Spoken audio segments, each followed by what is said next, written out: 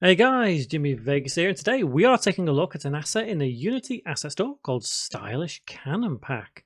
Gives a kind of low poly impression, but let's take a look. So when we get into it, we can see that it is somewhat low poly, but it's not as low poly as obviously what you would see in some other assets on the asset store.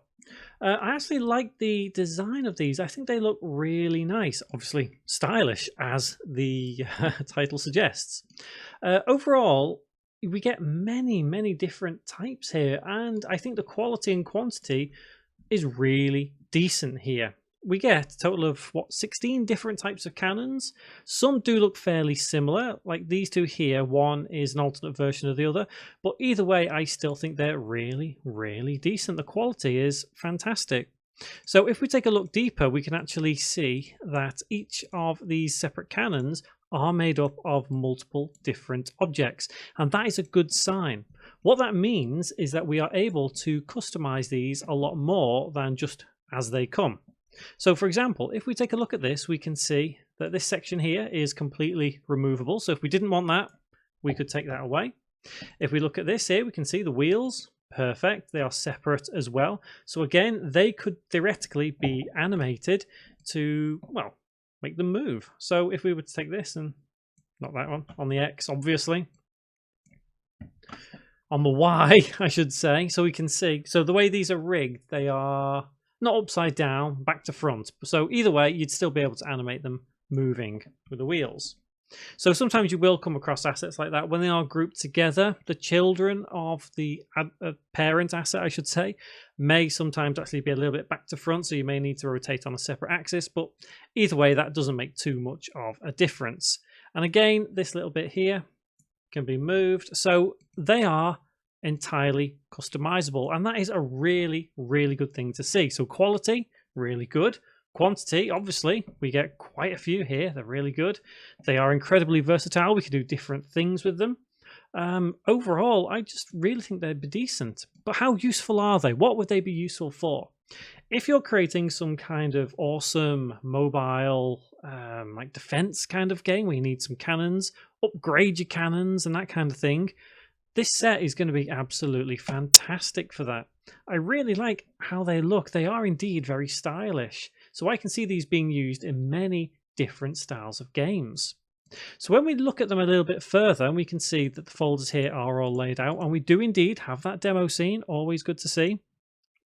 The material right here is set, at least for the plane, on this. So if you want to modify the plane, you know, you could do that.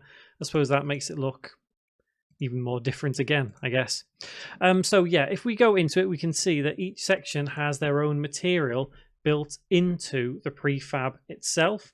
Now, obviously, if you wanted to change this a little bit, you'd have to unpack the prefab and play around with it. So they are customizable to that extent. Obviously, like I say, apart from that material, which is for the plane that they're all sat on. But that doesn't really matter too much.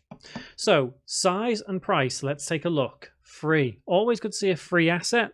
However, they do change from time to time, so just keep that in mind. As of recording this little video, it is indeed free. File size is just over 9 megabytes, and I think that is a really good size for what they are. There's plenty of content here to warrant that 9 megabyte size, and obviously we get all the prefabs that we would want. This one here in particular is just a collection of them all together. So that one doesn't really matter, but it's all of the others which are going to be useful to you. Now, as you guys know, I don't rate assets. I either recommend them or I don't. And I would recommend this one. I think even if you're not creating a lowish poly style game, these may do just as well, because you can modify these assets and add your own textures if you wanted to. A bit of post-processing as well would make them look unique in a way that you would want for your game. Remember, whenever you're taking these assets, it's your game you're trying to make these for. Modify them to suit your game. So yeah, I think I would recommend these. They are really nice assets, really well made, and the fact that every bit is individual is really good. That really helps add to the value of this asset. So guys, have you used this asset yourself in your game? Let me know what you've done with it and what you think of it. And if you've got an asset on the asset store, let me know as well. I would love to check it out and possibly review it in one of these videos. And finally, click that subscribe button and click on the bell icon as well to stay up to date with everything I upload on video game development on my channel. Guys, I hope to see you around in the next video. Thank you very much for watching.